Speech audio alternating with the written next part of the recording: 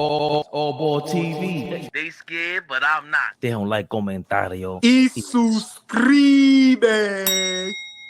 All this time we've been hearing about all the Knicks want is superstar players. All the Knicks want is they're gonna trade their draft picks, right? Today there's a report from Ian Begley, our guy. Well, it might be our guy. He was always reporting a bunch of stuff. But Ian Begley, Knicks reporter, says the mindset of the Knicks front office as the NBA draft approaches. I don't get the sense that they are fully committed to moving the 2024 picks. In some of the New York's recent draft meetings, discussions have been centered on finding players in the draft who can fill a void. In the aftermath of their Game 7 loss to the Pacers, there has been internal concern over the Knicks' roster depth in the postseason, particularly against Indiana. So in some of these recent draft meetings, the focus has been on finding players who can bolster the back end of the roster.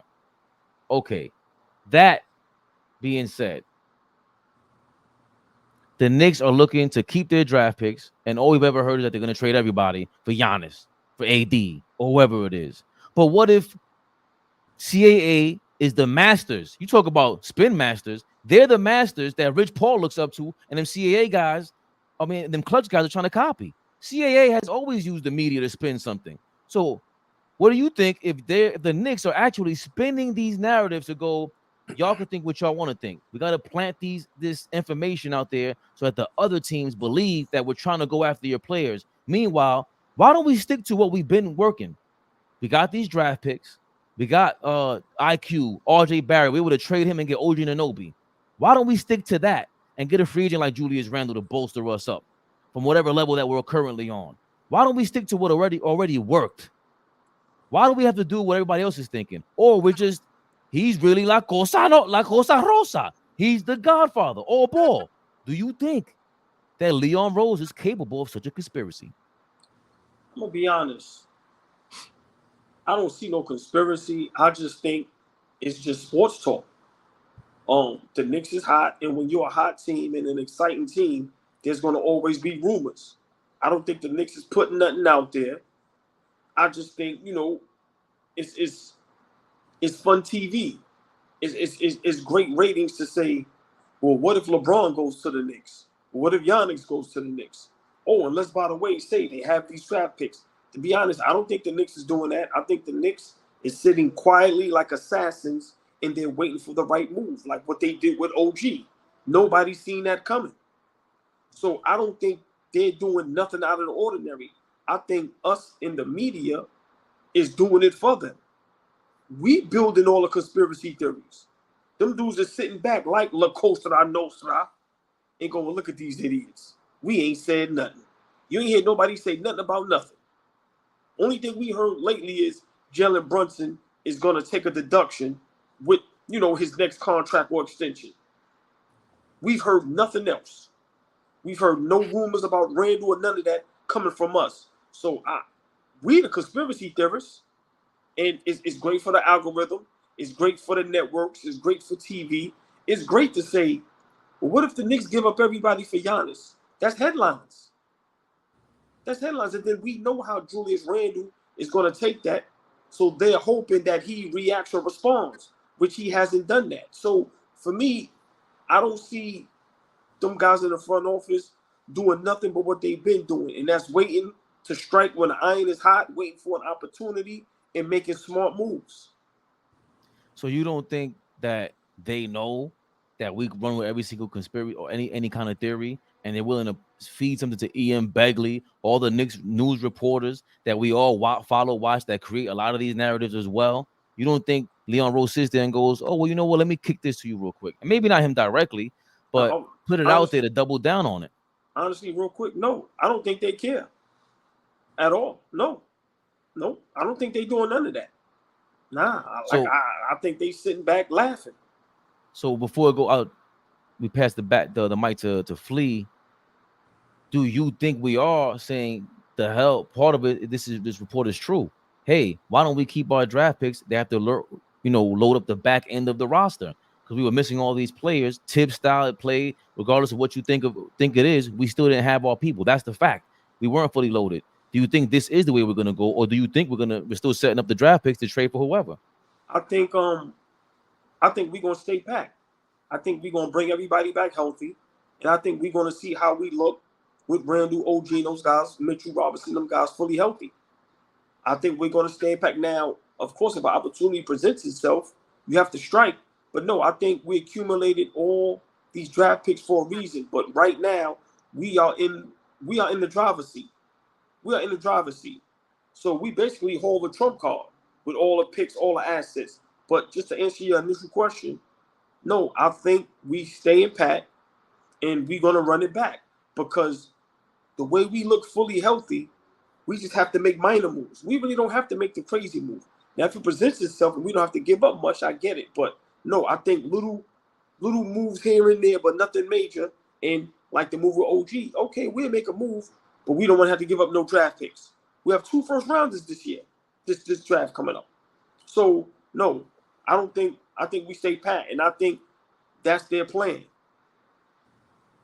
What do you think, Flea? I want to address something first about what you said about let's keep doing it how we've been doing it. Leon Rose, I think, got the job back in 2020. So he's been here now for about 4 years. So let's say he's been through 3 drafts. Maybe this will be his 4th draft. So this notion that we've been doing it through the draft, I don't think is accurate. We don't have Obi Toppin anymore. We don't have R.J. Barrett. We don't have Emmanuel Quickly. We don't have Kevin Knox. We don't have Frank Ntilikina. We don't have Kristaps Porzingis. We don't the only 2 draft picks that we currently have right now that we drafted and are difference makers for us is Deuce McBride and Mitchell Robinson right now. So this thought that we're going to go into this draft and find some like diamond in the rough. First of all, this draft is not very deep. This might be one of the worst drafts in the last 20 years. What's going to happen in this draft is there's going to be a lot of older players that get a look. They're not going to be picking these young guys. The young guys are still going to go high, right? The first year standouts.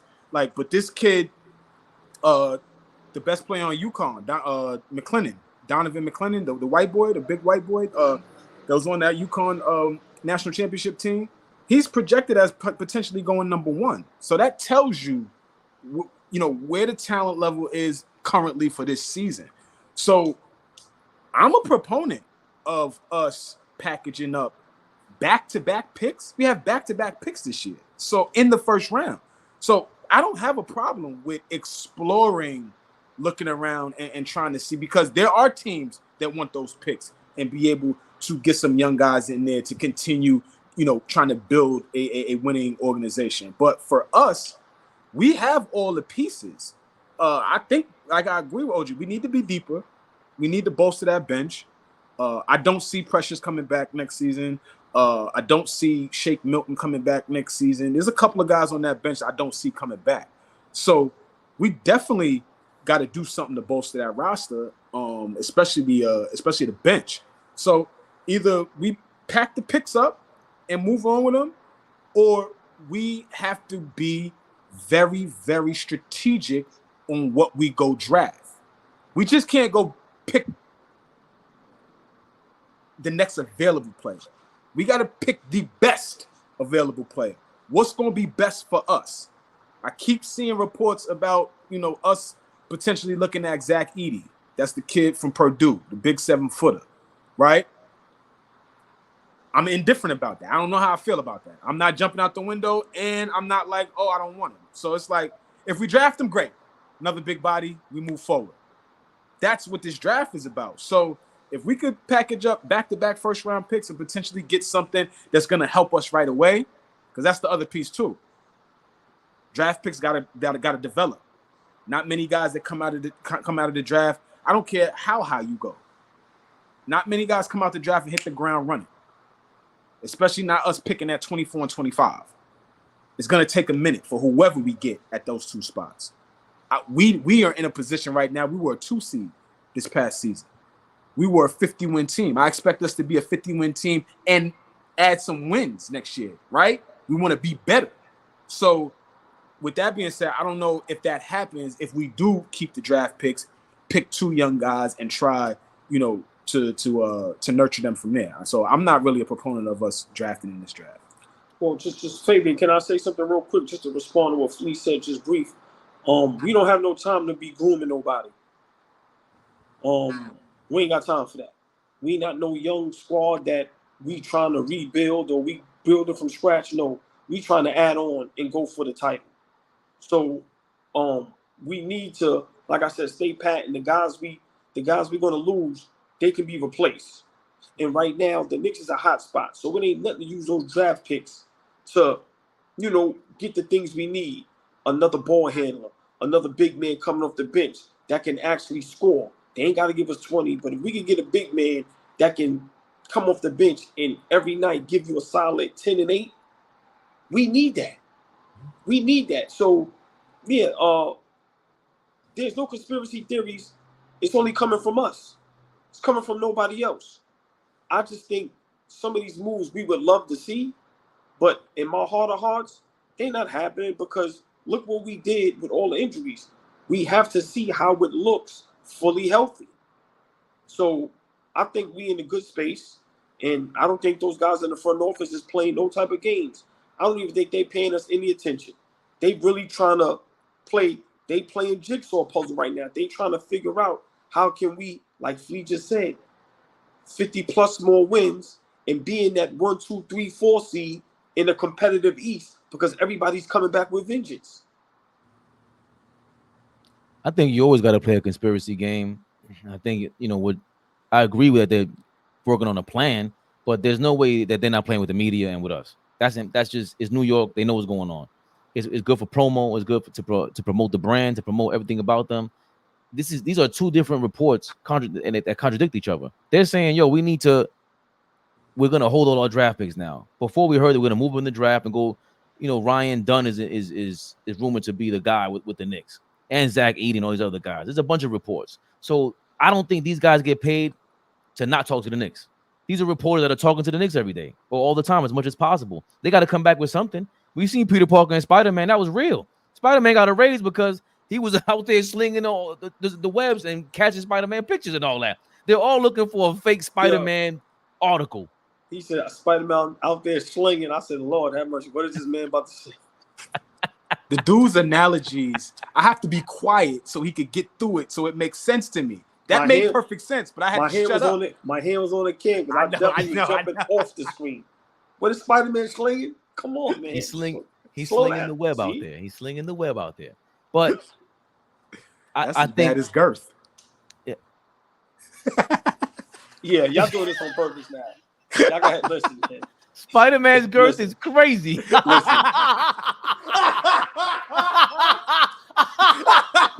Ralph Cramden and Ed Norton. Norton. If y'all want to see yourself, just let me know. I don't want no parts of this. Yo, Lord have mercy. So, but there's no way. My poor Kev. There's no way possible. He said, "Nah, play." Flag on a play. Flagrant level 2 on a play. Look, drop the flag. Yeah, drop the flag. Drop the flag, OG. But I think Leon Rose and them are playing games, and rightfully so. They know how crazy we are. But regardless of what city it was, they have every right to just do that for other organizations. To if you're sitting there and you're the Lakers or you're whoever it is, talking to Leon Rose in the background, you're reading the paper too. They all talk about this. We're all human. They all act like they don't. They act like they don't, but I don't believe it for 2 seconds. I think you guys are right. The goal is to go with the next best play, but you also got to watch what their tendency is. Flea, I'm not saying that we were built through the draft, but they need those players in the draft and those draft picks to make the right play. So far, the only trade that the only guy that they drafted and they traded that didn't make sense to me was kind of Obi Toppin. Besides the fact that he didn't, I understand, but the fact he kind of didn't get along with Thibodeau, and if there was some resentment in the locker room or any kind of break, you get rid of him for that. You get rid of him for that. I get that, but it was 2 second-round draft picks. Like I don't know if you could have gotten more. I don't know if you could have that's the only one that kind of maybe you could have gotten more out of. They weren't here for the Dirk trade. I mean, I'm not the Dirk trade, the Porzingis trade. So they didn't get to really trade him for whatever, because I always thought that trade was bad. Like, all right, it was even, but what was the point of that? You know what I'm saying? Like, but I see right now, if y'all three are front office, Fabian is the leak. He feeding for a conspiracy. Yeah, that would be me all day. I would be creating all kind of conspiracies because you need to do that. You can't just sit there and tell everybody what you're gonna do next. Like, believe you me, if whatever Leon Rose is doing, all the GMs, they're hearing about it. They have way more experience than Leon Rose. They know exactly what you're trying to go up to next. But it's chess. If I go through the media and leak whatever, not like at this point, if you're reading all kind of Knicks media, how do you know which direction they're going? You don't. You don't. And that's a beautiful thing. So again, La Cosa Rosa is up to it. I believe it. I'm with it. And I don't know. I don't know who to draft. We're gonna go through that next week, please, because we gotta go through that meticulously. I don't know these college players. I want to break it down. Do I want to go young? I'm taking a day off when y'all do that. I'm not going through that draft because I don't know who. Listen, you might see my name in the draft. Yeah, OJ. Yo, that just pissed me off. Dana White on the sidelines just chopping it up, smiling, laughing. How was he free? Anyway, let me move. Crazy. You don't know how he free? Stephen A. Smith wrote a what is it when you need somebody to write a letter for you? Letter of recommendation. Right, yeah. He got a letter of recommendation from Stephen A. That's his friend. But how is this dude walking around free? I'll be responsible for his actions and his location. That's how it goes, right? When the court paperwork. Yeah, remember they said if we let this man go, will you be responsible for him? Yes, sir. It's this dude. Remember, that's his friend. Yo, Fish won. Hold on, that's not even bad. Fish says somebody give Fabian some Nicki Minaj tickets. He's stressing. that ain't as bad. Yo, Robert Paulson might be worse than Fish. They need to put diapers on Fabian. He be leaking so much. He be leaking so much. What? Yo, Lord have mercy. Yo, man. But I saw that report and I'm like, yo, with the Lakers, they've been in the game forever. Come on, Jeannie Buss grew up in this game. You know what I'm saying? Like, she knows what she's doing with the media. The fact that out of nowhere the UConn coach is a guy and nobody had him on the radar, nah. Leon Rose and these guys know how to play these games. I got full confidence in what they're gonna do, and also to address your point, AllBall, that we can't draft anybody. We gotta draft. We might have to draft somebody. Yo, so what does Flea always say? Jericho Sims don't know how to play basketball. Let's keep it 1,000. Somebody in that draft knows how to play basketball. He's old. That's what I'm saying. We drafted Jericho Sims 1 year out of Texas. He don't know how to chew gum and tie shoes. Hey, Flea. We do not have time to draft another Frank Ntilikina, Mike Knox, and Jericho Sims. I don't want to, man. But hold on, OG. But if we draft a Jaime Jaquez type guy, okay, you know what I'm saying? Like, I want an older player. Give me a guy that's ready to play basketball. Okay. Jaime Jaquez, 4-year player at UCLA, gets drafted by Miami, and Spo is like, I gotta play this kid. Matter of fact, I gotta start this kid because he's that good. Right? He knows how to play. Forget if he could score at a high level, all that. He knows how to play defense and knows how to play basketball. So he could play. If we could find somebody like that Ryan Dunn kid, I'm gonna do some homework on him and come back to you guys. But the Ryan Dunn kid, I don't know what he is in terms of offensively, but defensively, he's a guy that, you know, gives a damn about defending. So you don't even got to ask him to do that. Bring him in and we see what we do. I got to see his size and all of that, but great point, Flea. But we're not known to draft well, so you know, good luck, you know, with us finding one of those players. So for me, true, you know, I feel like there's a lot of players that we can get that I think will want to be here. We got to start utilizing those draft picks, like I said. And I want our young guys to grow with us. I guess that was my point, Fabian. Not to step on what you were saying, but just I guess that was my point. Only 2 guys that we've drafted are intricate parts to what we're doing. And Deuce just became that. Yeah. Right? Deuce just became that. And Mitch has been that for a few years, but stop right there. But within reason. Deuce didn't really necessarily like the fact that Tibbs makes you earn this. Is part of the system. Grimes showed a little more promise. Who was there before him that we traded? It was Grimes. It's in my Okay, mind right we now. drafted Quentin too. We got rid of him.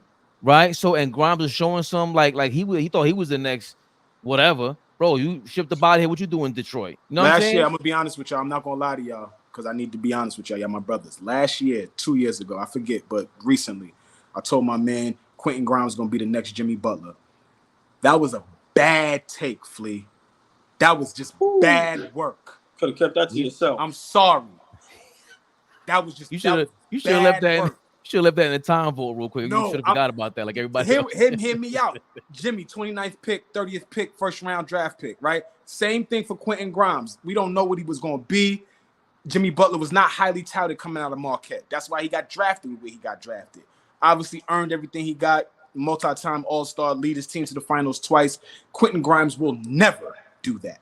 Like, he will never, ever, ever do that. So, big respect to Jimmy Butler. I'm sorry that I ever said that. Ever. That was awful. Bad work. Give it back to the Connect. Can't give it to the Fiends. As a fact, bad work. Ain't nothing Bad come work. back. Ain't nothing come back. We lost Nothing. everything. Robert I Paulson said, stepped all over that shit. Stepped all over it, OG. We didn't get shit back. It was crazy. Robert Paulson said Flea wasn't feeling the force on that take. He going That's crazy on me. Nah, he's going. He's going hold crazy on me. Robert, when do we usually talk to him? It was like, was it at this time? Because I know he'd be on dimes. Is that late night dime? Because what does he do at this time? 8 o'clock. Robert Paulson is nuts. No, 8 o'clock RP is too early for you. He flames me regularly. We love you, RP. Oh, he Thank does. you for the support, does. man. But All he day. flames me regularly. I love you. Oh, by the way, I think he's from what I look with Ryan Dunn, he's 6'6", 6'7", is a 7'1" wingspan. Mhm. He moves around greatly, but again, it's against college players. Like that's the one thing that's just like, okay, he's doing that against guys that are around his size and smaller. So bro. what? What Like, year is he in? What year? I don't know. We're gonna look into that for the week, but I'm just saying to AllBall's point, we have not had these, the diamonds in the rough. Mitchell Robinson's a diamond in the rough. Let's not forget that. He's pick number 25 or whatever it is.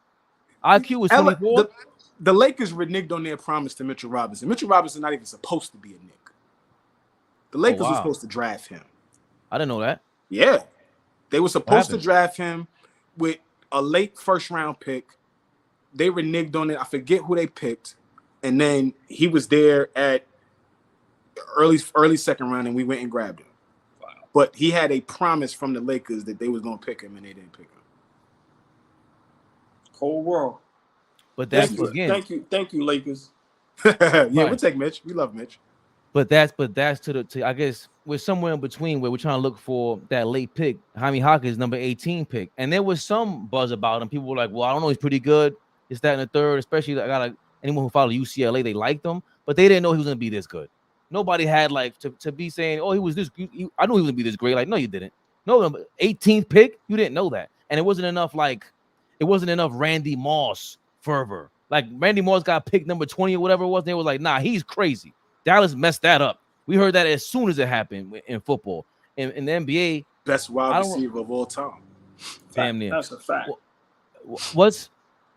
Has anybody been like that? Where we knew, wait a minute, this guy drafted way too low. Oh yeah. Oh yeah. Who comes to mind? Off the top of my head right now, I can't. But this I just said a name, Jimmy Butler. He wasn't highly touted coming out. He should have went higher.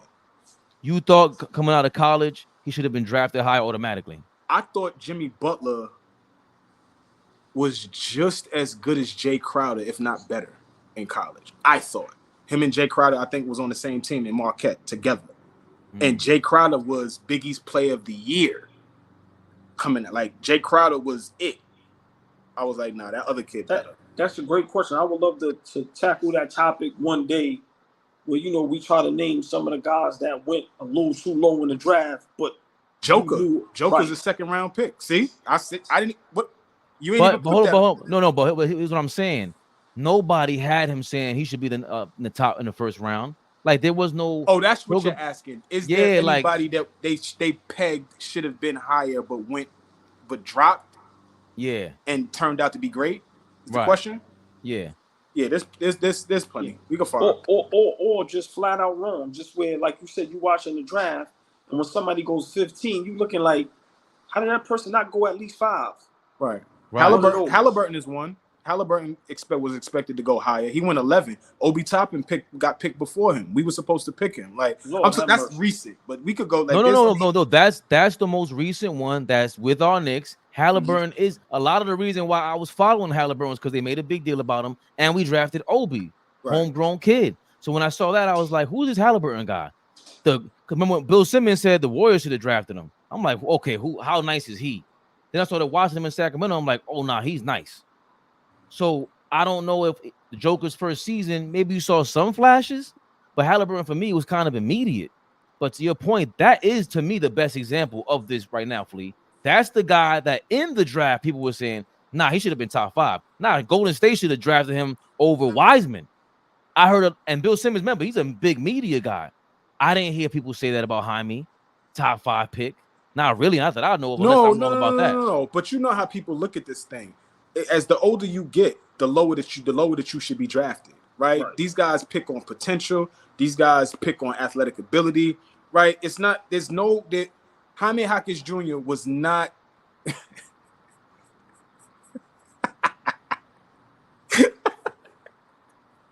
I'm in the middle of a sentence. Don't put that shit up. I had to, bro. That was crazy. That was. I'm sorry. Fish is. I love Fish. We love Fish, man.